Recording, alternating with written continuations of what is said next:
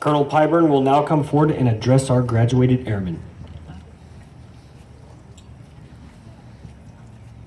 Ladies and gentlemen, what do you think about these airmen? Are they awesome or what?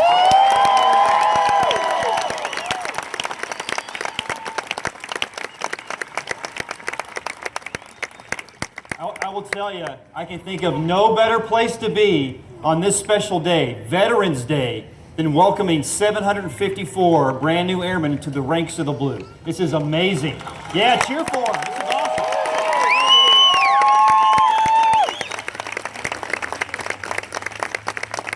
This is very special to me personally because 25 short years ago, I was standing on this same field as a basic military training graduate. So it's special significance for me today personally to have my family and members of my wing here to witness this awesome occasion. So to the parents, spouses, significant others, aunts, uncles, brothers, sisters, cousins, friends, family that are here, thank you so much for being here today. I know you're proud of your airmen, and I know it means the world to them that you're here today. So thank you for being here. And let me also thank you for your investment in them.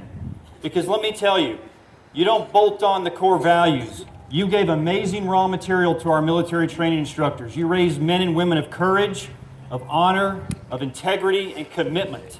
And it's what our nation needs right now. So I can't thank you enough. And also thank you for letting us borrow them, because your nation right now needs them more than ever.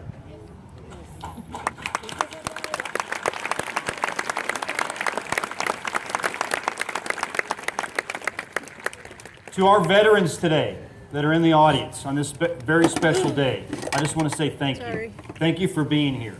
You know, we live in a nation with amazing liberties and freedoms, and it comes at a cost. It's not free. And that cost is that men and women answer a calling. They put on a uniform, and they go do their nation's business. They do their duty. They answer that calling at peril and at danger, and it's amazing.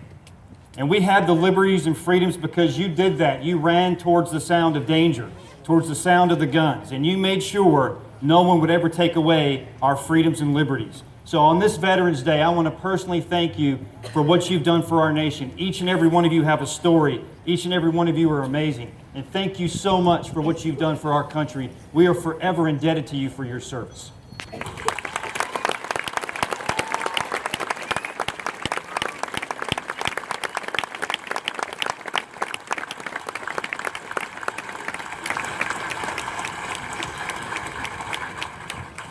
To our military training instructors, you know, very few professions can you display the craftsmanship like is standing behind me today, and it is simply awesome. We have the most professional, the most inspiring, the most incredible cadre of military training instructors you could ever imagine. And I want to thank our MTIs for what you've done. It is simply fantastic, and you do it every day, and you build this Air Force from the ground up. And I want to thank you for your dedication and your commitment. Fantastic job.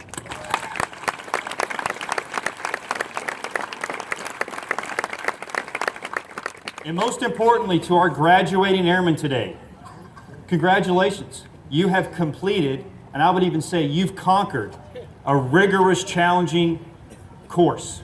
7 weeks ago, 7.5 weeks ago, you arrived here as individuals, as citizens. And today, you're part of a team. You're part of something bigger than yourself. And you are about to join the Blue, and I am proud of you. I know your families are proud of you. So as we prepare to do that, I just want to offer you a couple of short words as you come onto the Air Force. First and foremost, seize the opportunities that are going to be laid in front of you. You're about to experience some of the most incredible, amazing technical training the world has to offer. You'll have a chance to get advanced education, college degrees. You're going to be mentored by some of the most amazing leaders this world has to offer. Embrace it, internalize it, and make yourself better. Lead and follow courageously. Our nation right now is facing adversaries and actors that are determined, they're capable, and they're persistent, and they want to take away our freedoms and liberties. But I know that's not going to happen because you're going to be on that wall with us. Lead and follow courageously. Act decisively. Trust your training. Trust the leaders that you follow. Trust your instincts. And then get after it. Move out. Take the initiative. Purpose yourself each and every day to make a difference and leave the situation or the thing you're dealing with better than you found it.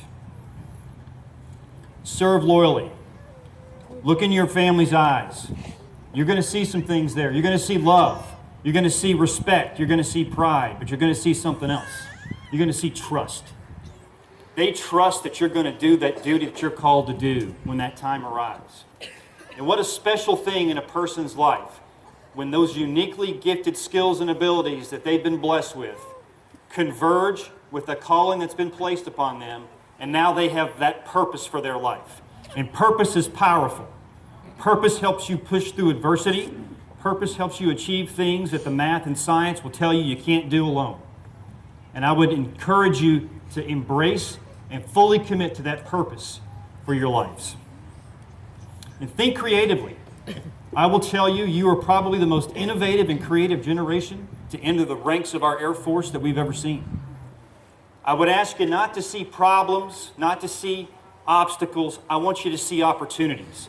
And we need your creativity, your innovation, your spark, your energy to help us leverage those opportunities into distinct advantages for our Air Force and for our nation.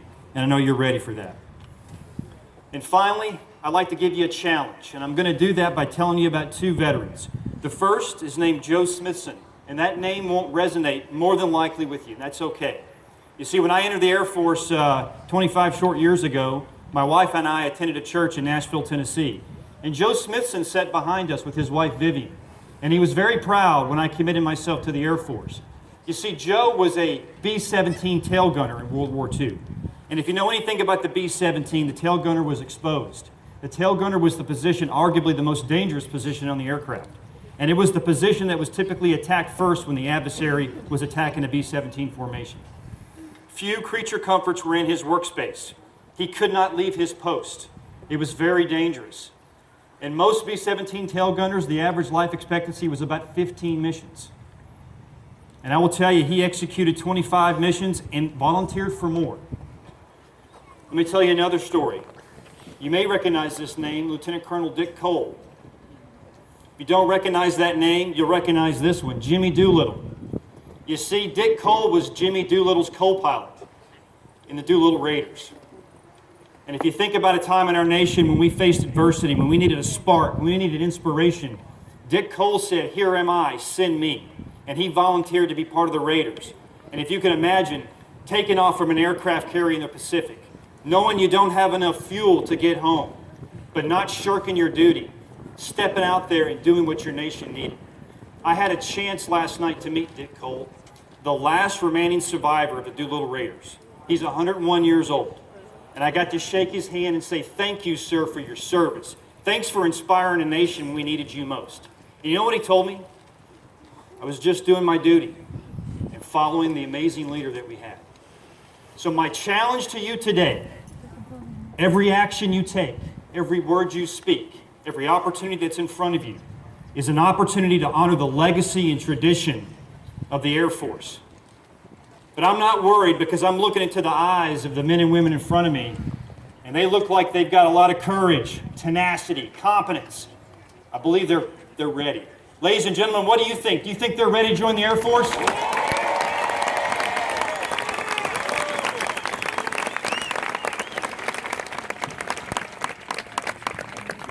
So, Airman, I just have one question for you this morning. It's an important one.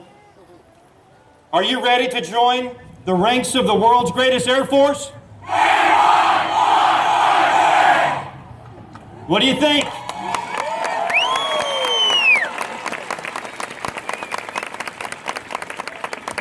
Ladies and gentlemen, please stand. Colonel Pyburn will now administer the oath of enlistment.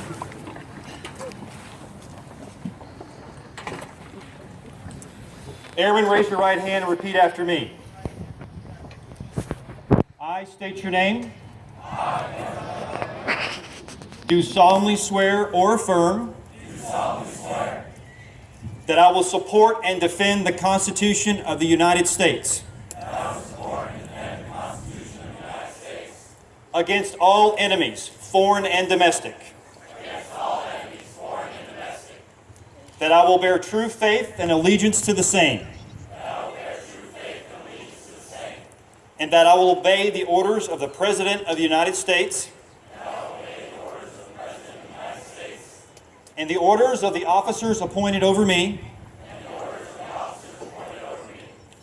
according to regulations and the Uniform Code of Military Justice. So help me God. Congratulations, Airmen, and welcome to the Air Force.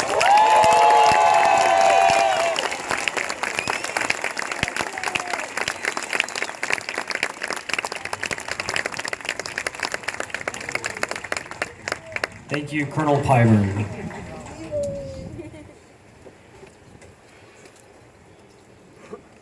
Ladies and gentlemen, please remain standing as our newest airmen recite the Airman's Creed and remain in place for the departure of our official party. I am an American airman.